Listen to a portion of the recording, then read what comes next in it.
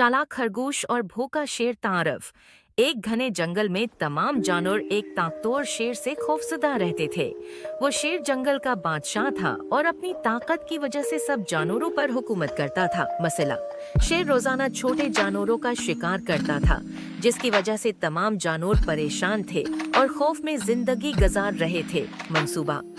तमाम जानवरों ने मिलकर एक मंसूबा बनाया। उन्होंने शेर से कहा, ऐ बादशाह, हम हर रोज आपको एक जानवर भेजेंगे ताकि आपको शिकार न करना पड़े और हमें सुकून से जिंदगी गुजारने का मौका मिले।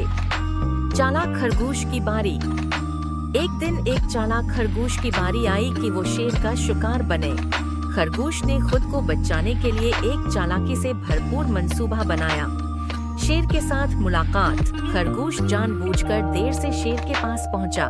शेर गुस्से में धाड़ कर बोला, तुम देर से क्यों आए हो? खरगोश की चालाकी। खरगोश ने कहा, ऐ बादशाह, मैं वक्त पर आ रहा था, लेकिन रास्ते में एक और शेर ने मुझे रोक लिया। वो कह रहा था कि वो जंगल का हकीकी बादशाह है।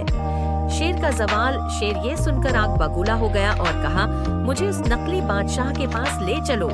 खरगोश शेर को एक कनवे के पास ले गया और कहा, वो उस कनवे में छिपा हुआ है। शेर ने कनवे में झांका और अपना अक्स देखकर समझा कि ये दूसरा शेर है। गुस्से में आकर शेर कनवे में कूद गया और डूबकर हलाक हो गया।